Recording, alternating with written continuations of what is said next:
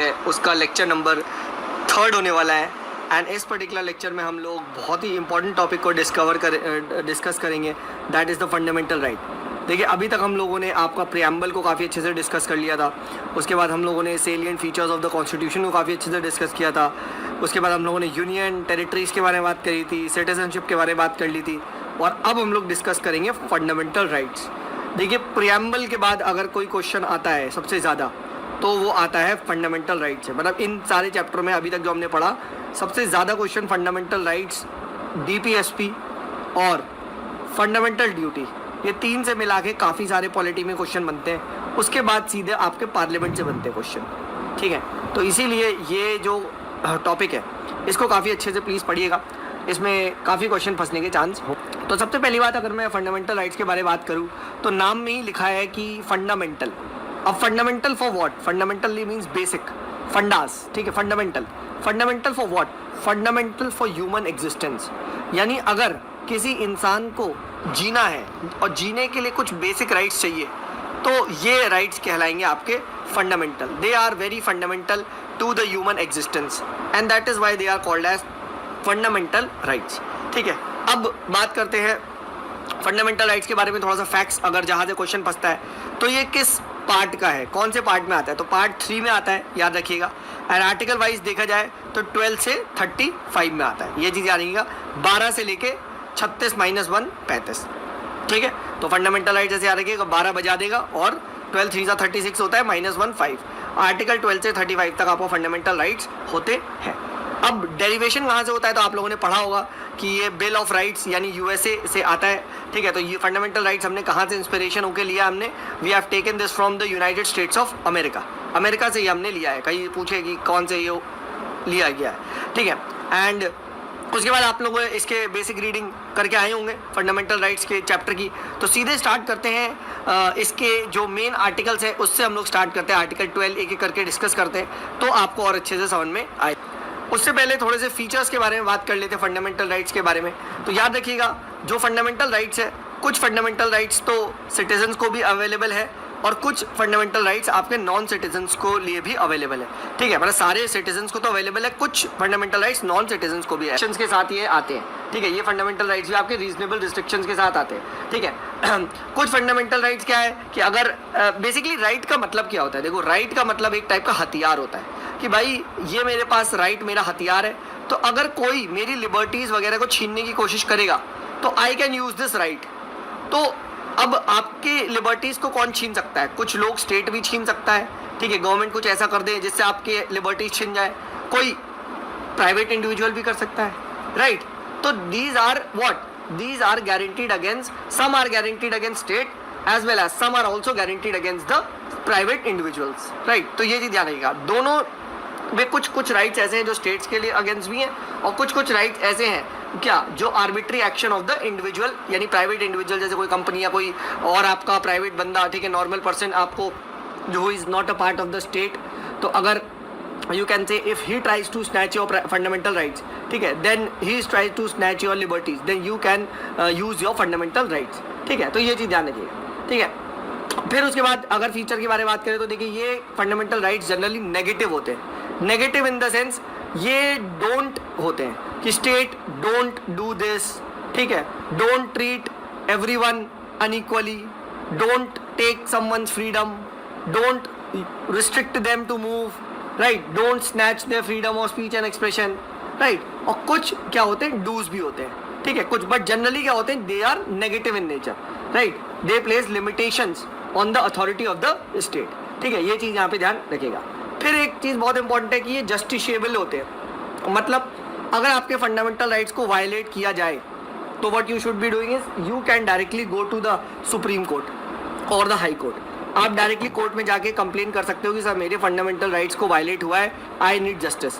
The courts will definitely come in to picture. अब कुछ बच्चे कंफ्यूज हो जाते हैं, कुछ बच्चे को होते हैं सर एक बात बताओ, बाकी कॉन्स्टिट्यूशन में जो लिखा है क्या वो इन्फोर्सबल नहीं होता क्या? सिर्फ ये इन्फोर्सबल है, समझो। उस चीज़ को एनफोर्स करने के लिए आपको पहले लेटर से जो बॉडीज़ है, ट्रिब्यूनल्स है, ठीक है, लेटर से पुलिस है, उनके पास आप जा सकते हो अगर आपका रिगार्डिंग कुछ वायलेशन हुआ है, राइट, ठीक है। बट फंडामेंटल राइट्स के लिए आप डायरेक्टली कोर्ट्स के पास जा सकते हो। आप सीधा सुप्रीम कोर्ट का दरवाजा खटखटा सकते हो. That is what is the power of fundamental rights, right. ये चीज़ जरूर ध्यान रखिएगा. फिर उसके बाद एक चीज़ और है, they are not you can say sacrosanct और परमानेंट. कुछ लोग सोचते हैं कि सर ये परमानेंट है, नहीं, ऐसा नहीं है. द पार्लियामेंट कैन कर्टेल और रिपील देम, बट ये अगर कभी भी ऐसा कुछ होता है तो उसके लिए प्रॉपर एक कॉन्स्टिट्यूशनल अमेंडमेंट एक्ट लाना होगा. ऐसे आप रैंडमली नहीं कर सकते, ठीक है. और केशव नंदा भारती केस हम जानते हैं कि वहाँ ये चीज़ बोला गया है कि basic structure of the constitution को कभी वायलेट नहीं होना चाहिए. तो फंडामेंटल राइट्स को अगर आप अमेंड कर रहे हो तो हमेशा ध्यान रखना बेसिक स्ट्रक्चर को कभी भी वायलेट नहीं करना है. This is a necessary, this is a must condition. क्या सर ये फंडामेंटल राइट्स एब्सोल्यूट है? नहीं मेरे भाई, सबके साथ आपको यहाँ पे काफ़ी सारे रिस्ट्रिक्शंस. अब जैसे right to speech and expression है, तो इसका मतलब मैं किसी को भी सर आई कहना है अब्यूज हिम ब्लाइंडली, नहीं, that's not allowed, that's defamation. का है ना सर, मेरे पास राइट टू मूवमेंट है, ठीक है ना, राइट टू मूवमेंट है, तो क्या सर जहाँ पे न्यूक्लियर वेपन्स रखे हैं, ठीक है, क्या मैं सर जाके वहाँ पे जा सकता हूँ सर? नहीं सर. कुछ एरियाज में जहाँ ट्राइब्स रहती हैं जिनको इंटरवीन नहीं करना, इंटरफेयर नहीं करना, सर क्या मैं उनके पास जाके उनका चिंगल वाला डांस देख सकता हूँ? नहीं, ऐसा नहीं कर सकते आप, ठीक है. तो कुछ रिस्ट्रिक्शंस है, ठीक है, ये चीज़ ध्यान रखिए, ठीक है. डन, यहाँ तक क्लियर है, ठीक है, ओके.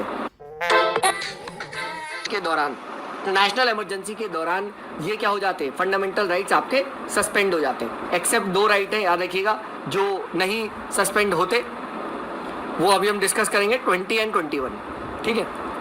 बाकी आपके सस्पेंड हो जाते हैं, ठीक है. और ये जब हम डिस्कस करेंगे इमरजेंसी में, तब हम इसको अच्छे से और बात करेंगे. अभी के लिए बस इतना याद रखिए.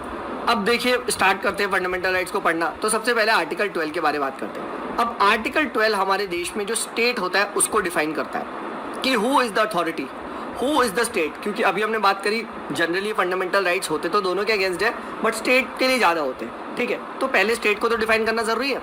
तो आर्टिकल 12 में क्या करा गया है, स्टेट को डिफाइन किया गया है. और स्टेट क्या क्या इंक्लूड होते हैं? State includes the following: government and the parliament of India, that is the executive and the legislative organ of the union government. Same cheese for state government. All local authorities, municipalities, panchayat, district boards, improvement trust. In fact, all other authorities, that is statutory and non-statutory authorities, like आपकी PSU हो गई, ONGC, cell, गेल, जो कहीं ना कहीं government से आप कह सकते हो अटैच्ड है, ठीक है, या लिंक्ड है, तो वो क्या है, वो आपकी स्टेट हो जाएगी. तो इनके खिलाफ भी फंडामेंटल राइट्स को एनफोर्स किया जा सकता. सर क्या प्राइवेट बॉडी भी स्टेट होती है? तो यस, सुप्रीम कोर्ट का ये वर्डिक्ट है कि अगर कोई प्राइवेट बॉडी स्टेट से लिंक्ड है या स्टेट के लिए कुछ काम कर रही है, तो that also comes under the definition of article 12, ठीक है. तो ये हमने आर्टिकल 12 के बारे में बात कर.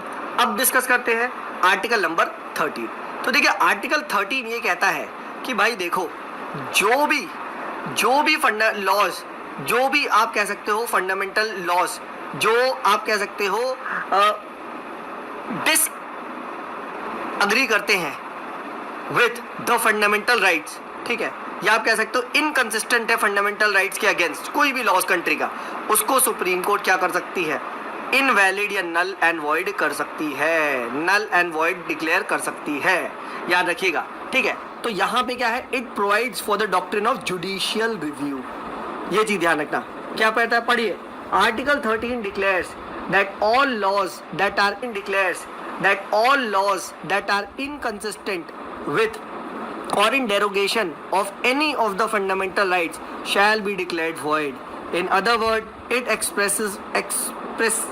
expressively provides for the doctrine of judicial review.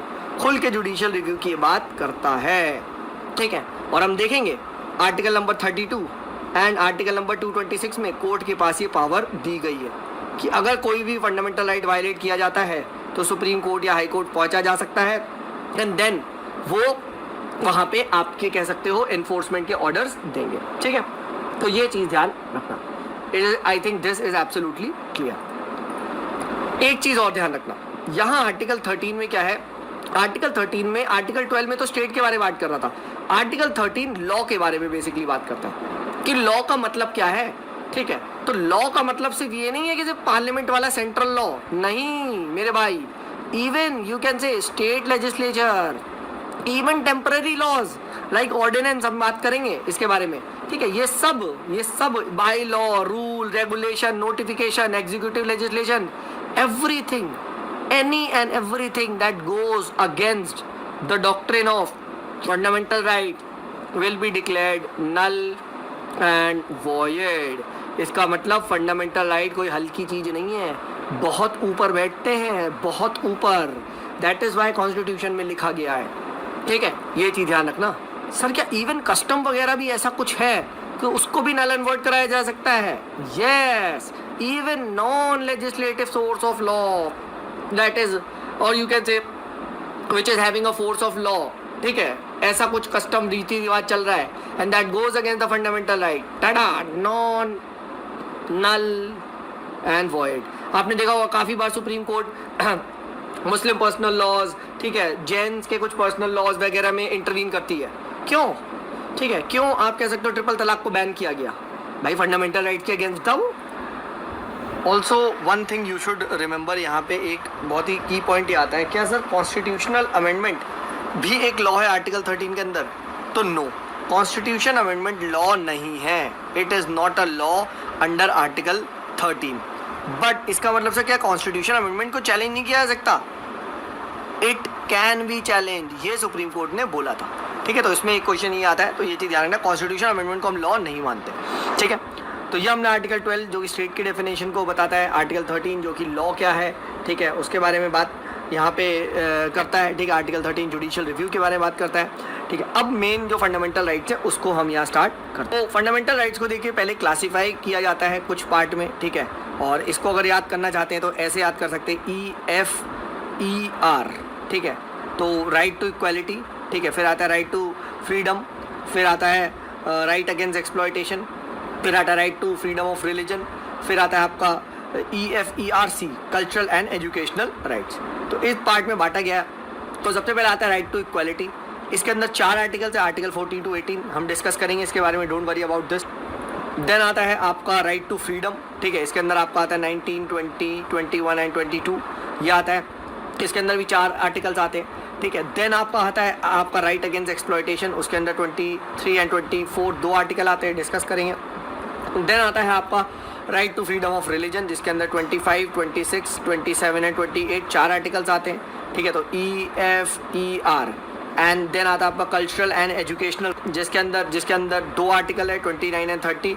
And finally आता है राइट टू कॉन्स्टिट्यूशनल रेमेडीज, जो आखिरी आर्टिकल है, दैट इज आर्टिकल नंबर 32। तो है EFER, फिर उसके बाद C और C, EFERCC, right to equality 14 से 18 सर, राइट टू फ्रीडम 19 से 22 सर, राइट अगेंस्ट एक्सप्लॉयटेशन 23 से 24 सर, रिलीजन सर 25 से 28 sir, cultural and educational right 20 and 30 sir, and आपका 31 होना चाहिए सर, 31 का है, 31 राइट टू प्रॉपर्टी था, हट चुका है अब, और ये आता है 32, याद हो गया EFERCC, ठीक है। चलो अपने को सारे ये तो याद हो गया कौन से नंबर आर्टिकल में कौन सा आता है, ठीक है, क्योंकि इससे पहली बात इस टाइप का क्वेश्चन आता है, ठीक है। अब स्टार्ट करते हैं, एक एक आर्टिकल को डिस्कस करना स्टार्ट करते हैं, क्योंकि ये सब इंपॉर्टेंट है, ठीक है। इन सब पे pre as well as mains में भी क्वेश्चन आता है। अब कॉन्सेप्ट समझना है यहाँ पे, ठीक है। राइट टू इक्वालिटी का 2 टाइप की इक्वालिटी की बात करता है, ठीक है, यहाँ पे समझ लेंगे तो आप आराम से रीड करोगे तो आपको आ गया होगा, ठीक है। अब देखो इक्वालिटी क्या होती है, इक्वालिटी आपकी 2 टाइप की होती है। एक होती है कि भाई आप समझो, ठीक है, समझो इन द सेंस कि यार एक है A, एक है B, राम श्याम है, अब बस तुम देखो, ठीक है। A पर्सन के पास क्या है, A पर्सन के पास है सपोज करो 30 रुपीज़, और B पर्सन के पास है आपके पास लेटर से 100 रुपीज़, ठीक है। अब ये मुझे डिस्ट्रीब्यूट करना है, मैं हूँ C पर्सन और मेरे पास है 50 रुपीज़। तो अब इक्वालिटी कहती है कि भाई 25 इसको दो, 25 इसको दो, हाँ है ना। तो ये हो गई इक्वालिटी, राइट, इक्वालिटी थी तो मैंने इक्वल डिस्ट्रीब्यूट कर दी। बट एक केस ये भी तो है, क्या वाकई में अब ये इक्वालिटी है, इसके पास है 55 रुपये, इसके पास है 125 रुपये, क्या अब इक्वालिटी है? आपने तो इक्वल डिस्ट्रीब्यूट करना, हाँ है ना, ठीक है। तो बस तो यही चीज़ आपके पास आती है कि अपनी जो राइट टू इक्वालिटी है वो दोनों केसेस को एड्रेस करती है, ठीक है। सो आर्टिकल 14 क्या कहता है, आर्टिकल 14 ये कहता है इक्वालिटी बिफोर लॉ, जो क्या है पहला केस, फर्स्ट केस जो मैंने आपको बताया था, ठीक है। और second equal protection of the law, यानी सेकंड केस। यानी क्या, सेम सिचुएशन में जो लोग इनिशियल लेवल पे होंगे, अगर दोनों पे 10-10 हैं तब आप 5-5 रुपए दोनों को बराबर बांटोगे। बट अगर सर इस पे 100 रुपये हैं और इस पे क्या है, इस पे मान लो सिर्फ 10 ही रुपये हैं, तो ये वाला रूल कहता है कि इसमें आपको ज़्यादा पैसे इसको देने होंगे। ठीक है, तो this is called as equal protection of the law. ठीक है, अभी हम बात करेंगे, याद रखना। ठीक है, तो इक्वलिटी बिफोर लॉ क्या बात करता है, इक्वलिटी की। And equal protection of the law क्या बात करता है, इक्विटी की। इक्विटी की बात करता है। अभी हम बात करेंगे, डोंट वरी, सब डिस्कस करेंगे। ठीक है, तो पहली बात तो ये चीज़ समझो, दो टाइप की इक्वालिटी होती है। ठीक है, दो टाइप की इक्वालिटी होती है और हमारे कॉन्स्टिट्यूशन में दोनों को ही यहाँ पे एड्रेस किया जा रहा है। तो सबसे पहले हम बात करते हैं आर्टिकल 14 की, यहाँ पे लैंग्वेज को समझते हैं। ठीक है, एंड देन हम लोग यहाँ पे थोड़ा सा बात करेंगे। तो पढ़िए क्या बोल रहा है, the state shall not deny to any person equality before law और equal protection of laws within the territory of India. ये चीज ध्यान रखना। एंड एनी पर्सन बोला है, इसका मतलब फॉरेनर्स को भी क्या यहाँ पे इंक्लूडेड है, क्या यहाँ फॉरेनर्स को भी इंक्लूड, तो यस माय डियर, ऑब्वियस सी बात है, एनी पर्सन में क्या है, वेदर सिटीजन और फॉरेनर्स। ठीक है, ये चीज ध्यान रखना। ठीक है, अब यहाँ पे हम बात करते हैं, सबसे पहली बात करते हैं इक्वालिटी बिफोर लॉ की। ठीक है, इक्वालिटी बिफोर लॉ का मतलब क्या होता है, इक्वालिटी बिफोर लॉ का मतलब ये होता है कि every person irrespective of his condition, ठीक है, irrespective of his class, irrespective of his caste, irrespective of his sex, चाहे कुछ भी धर्म जात कुछ भी हो, when it comes to law, तो लॉ की आंखों में तुम एक जैसे हो। लॉस की आंख में क्या हो, तुम एक जैसे हो। यानी there is absence of special privileges, किसी को भी फेवर नहीं किया जाएगा। जैसे किंग, अब किंग के लिए लॉ अलग से लगता था पहले जमाने में, ऐसा नहीं है। सही है, equal subjection of all person to ordinary laws of the land. हाँ है ना, नो पर्सन वेदर रिच और पुअर, हाई और low, official unofficial is above law. तो इक्वालिटी बिफोर का लॉ का मतलब है लॉ इज अबव ऑल, और लॉ सब पे क्या होगा, सब, कोई भी लॉ के सामने, कोई लॉ किसी को डिस्क्रिमिनेट नहीं करेगा। पहली चीज तो ये है। ठीक है, ठीक है, this is called as equality before law. ठीक है, ये चीज यहाँ पे ध्यान रखना। और ये कहाँ से आया है, ये आपका आया है ब्रिटिश से। ये this concept is from British. तो equality before law is the concept of British origin. अब आता है सेकेंड कॉन्सेप्ट कि सर मैं मान रहा हूँ लॉ सबके लिए बराबर है, बट ऐसा भी तो हो सकता है क्या कि सर आप जब सेम लॉ अप्लाई कर रहे हो, है ना, किसी इनिशियल कंडीशन की वजह से, ठीक है, किसी इनिशियल कंडीशन की वजह से आप कह सकते हो उसके साथ ऑलरेडी इनजस्टिस हो रखा है। जैसे पनिशमेंट देने की बात चली है, ठीक है, बट सर एक बात बताइए, एक आप कह सकते हो प्रेग्नेंट वुमेन है, ठीक है, और एक नॉर्मल पर्सन है, तो अब सर आप दोनों को सेम पनिशमेंट कैसे दे सकते हो? अब तो ये दोनों अलग अलग लेवल पे हैं, हाँ है ना, बिल्कुल, ठीक है। तो इसीलिए आप देखोगे प्रेग्नेंट वुमेन वगैरह जो होती हैं तो उनको वेट किया जाता है कि पहले उनको इस लेवल पे लाया जाएगा, इन द सेंस कि चलो उनका इलाज करवा लो, ये करवा लो, उस टाइप पे ले आओ, ठीक है, जब वो बेबी को डिलीवर कर दे, हेल्दी फिट एंड फाइन हो जाए तो फिर पनिशमेंट करते, ठीक है, ऐसा रूल्स है, ठीक है, अभी हम देखेंगे, ठीक है। There is a delay in the execution of the any you can say sentence जो दिया गया है, ठीक है, तो ये सारी चीज़ें अलाउड होती है। यानी मतलब क्या है, द सेकेंड कॉन्सेप्ट कैनोटेट्स या tells the equality of treatment under equal circumstances. यानी सेकंड में क्या देखा जाएगा, फर्स्ट केस में क्या देखा जा रहा था, फर्स्ट केस में इक्वल ट्रीटमेंट देखा जा रहा था, है ना, सेकंड केस में क्या देखा जा रहा है, इक्वल प्रोटेक्शन में इक्वल सर्कमस्टेंसेस देखा जा रहा है, ठीक है। तो ये चीज ध्यान रखिए, ये सेकंड इक्वालिटी की बात कर रहा है, ठीक है। यहाँ सर्कमस्टेंसेस सेम कैसे है सर, आप कैसे लगा सकते हो, ठीक है, तो ये चीज ध्यान रखना, ठीक है, ये चीज यहाँ पे ध्यान रखना, ठीक है। The similar application of laws to all persons who are similarly situated, this is important guys, similarly situated, ये वर्ड को बार बार हाईलाइट कर लो, ठीक है, ये चीज ध्यान रखना। the like should be treated alike without any discrimination, ठीक है, तो ये चीज आप ध्यान रखना। यानी सर आप कहना चाह रहे हो सेकंड केस में अगर कुछ लोग ऊपर नीचे हैं तो क्या हमें डिस्क्रिमिनेशन करना चाहिए? बिल्कुल मेरे भाई, we should actively go for discrimination. इसीलिए फर्स्ट केस में क्या होता है, equal treatment, no discrimination at all. But second case में क्या है, सेकंड केस में डिस्क्रिमिनेशन करना चाहिए, हमें कुछ पॉजिटिव्स लेने चाहिए। इसीलिए सेकंड स्टेप क्या है, second concept equal protection of law क्या है, एक पॉजिटिव कॉन्सेप्ट है, जबकि पहला कॉन्सेप्ट क्या है, नेगेटिव कॉन्सेप्ट, हाँ है ना, ठीक। इसीलिए हम यहाँ पे ये बात करते हैं। I hope this is absolutely clear, ठीक है। तो ये चीज़ है, this is very very important, ठीक है। तो ये हमने डिस्कस कर लिया। एंड सेकेंड कॉन्सेप्ट लिया है अमेरिका से, फर्स्ट कॉन्सेप्ट लिया है ब्रिटिश से। तो याद रखना, ठीक है। इक्वालिटी का मतलब इक्वालिटी है, बट क्या सेम सिचुएशन में इक्वालिटी लगाओगे? अब आपने सचिन तेंदुलकर का मुकाबला करवा दिया क्रिस्टियानो रोनाल्डो से क्रिकेट में, तो क्या इक्वालिटी हुई? अरे नहीं हुई इक्वालिटी यार, ठीक है। सचिन तेंदुलकर के लिए इक्वालिटी है, व्हाट अबाउट क्रिस्टियानो रोनाल्डो, ठीक है। वो और सेम चीज़ लेटर से सचिन तेंदुलकर का मुकाबला करा दिया फुटबॉल में तुमने, तो ये कैसे इक्वालिटी हो गई?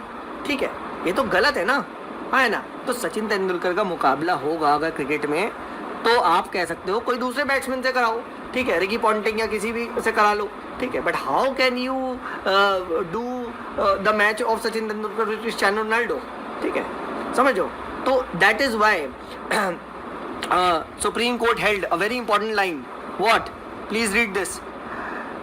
The Supreme Court held that where equals and unequals are treated differently, Article 14 does not apply. क्योंकि आर्टिकल 14 को अप्लाई करने के लिए तुम्हें सेम सिचुएशन में लोगों को लाना होगा, ये चीज़ ध्यान रखना। यानी आर्टिकल 14 कहता है कुछ स्पेशल, आप कह सकते हो कंडीशंस में, आप कह सकते हो क्या करा जा सकता है, कुछ टाइप के आप कह सकते हो एफर्मेटिव एक्शंस, कुछ तो स्पेशल प्रिविलेजेस पहुंचाई जा सकती है, but the reason is to bring them at par, ठीक है, ये चीज़ ध्यान रखना। अब इसी में ही एक कॉन्सेप्ट आता है रूल ऑफ लॉ का। अब रूल ऑफ लॉ कहता है क्या कि जो एक्चुअली में इक्वालिटी बिफोर लॉ है, ये कहाँ से आया है, ये आया है आपका ब्रिटिश से, ठीक है, एवी डाइसी ने दिया था, ठीक है। And rule of law 3 principles के बारे में बात करता है, मैंने बताया था ना, लॉ इज अबव ऑल, यानी आर्बिट्री पावर किसी के पास भी नहीं होगी, ठीक है। And no man can be punished except for a breach of law, ठीक है।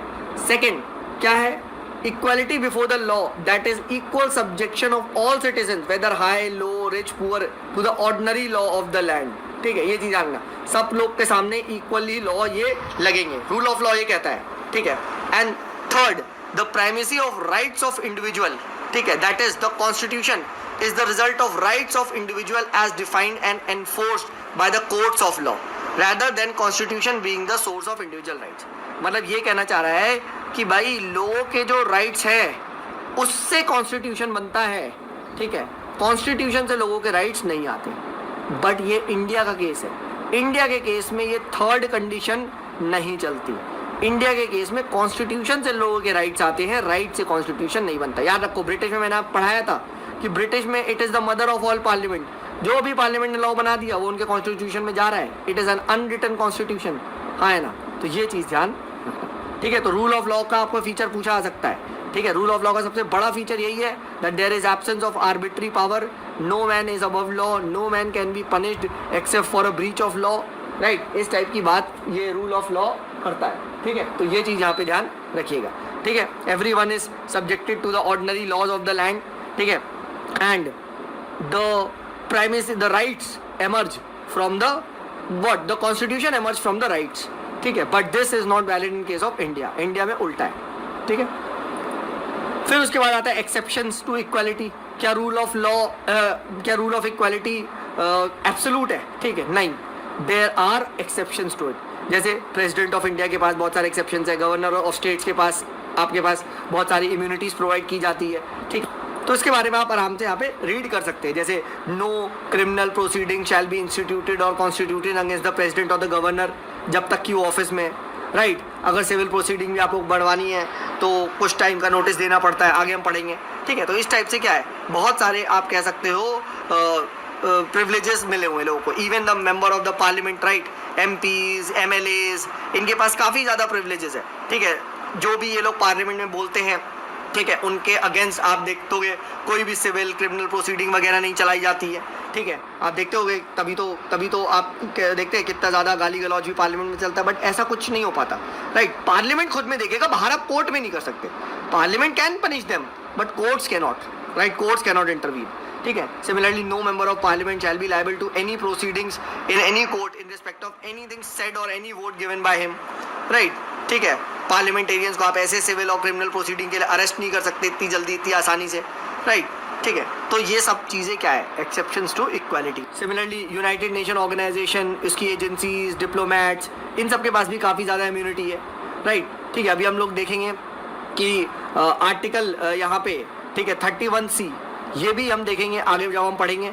ये क्या है, ये आपका आर्टिकल नंबर 14 से एक्सेप्शन है। ठीक है, हम लोग बात करेंगे इसको जब हम DPSP में पढ़ेंगे। ठीक है, तो हम देखेंगे। ठीक है, आर्टिकल 31C में ये चीज़ लिखी गई है कि कोई भी अगर स्टेट लॉ बनाता है to implement article number 39B and sub clause C, और अगर आर्टिकल 14 वायलेट हो रहा है, अगर आर्टिकल 15 वायलेट हो रहा है, तो क्या है, तो ये null and void supreme court नहीं करार दे सकता। इसका मतलब क्या है सर, इसका मतलब ये है article 39B and sub clause C ये ऊपर है आर्टिकल नंबर 14 से। ठीक है, ये चीज ध्यान रखना। ठीक है, where article 31C comes in, article 14 goes out. आगे हम देखेंगे आर्टिकल 39BC क्या है। ठीक है, डोंट वरी। ठीक है, तो ये हम लोगों ने यहाँ बात कर ली। सो इस तरीके से we have discussed the various concepts of article 14. Article 14 is gone. Now let us discuss Article 15. Now Article 15 is basically talking about the prohibition of discrimination. किसी के बीच में भेदभाव, डिस्क्रिमिनेट नहीं किया जाएगा ऑन सर्टेन ग्राउंड्स. ठीक है, कौन कौन से ग्राउंड्स हैं, पढ़िए मेरे साथ. State shall not discriminate against any citizen on ground of religion, race, caste, sex और प्लेस ऑफ बर्थ. ये चीज ध्यान रखिएगा. ठीक है, race RRCSP, race, religion, caste, sex, place of birth. RRCSP, R2CSP, याद हो गया. ठीक है, तो अब दिस इज इम्पॉर्टेंट कि पहली बात है यहाँ पे डिस्क्रिमिनेशन एंड ओनली, ये चीज इंपॉर्टेंट है. ओनली मतलब किसी और ग्राउंड पे डिस्क्रिमिनेट कर सकता है, ये चीज ध्यान रखना. ठीक है, ठीक है, ये देखिए, the use of word only connotes that discrimination on other ground is not prohibited. ठीक है, तो पहली चीज ये चीज ध्यान. उसके बाद यहाँ पे सब क्लॉज 2 में क्या लिखा है, आर्टिकल 15 सब क्लॉज 2 कहता है that no citizen shall be subjected to any disability, liability, restriction और condition on the ground of only on religion, race, caste, sex और place of birth with regards to a entry into the shops, public restaurant, hotel, places of public use of well, tanks, इन सब के बारे में. ठीक है, ये चीज ध्यान रखना. यानी यहाँ पे क्या है, even private individuals, ये चीज ध्यान रखना. even if private, याद रखो, पढ़ो ये चीज क्या, this provision prohibits discrimination both by state and private individual.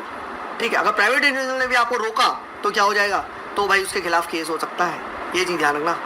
और फर्स्ट जो है आर्टिकल 15 का सब क्लॉज 1 वो है against the state only, but 15 sub clause 2 क्या है, वो अगेंस्ट इवन प्राइवेट इंडिविजुअल है. ये चीज ध्यान रखना.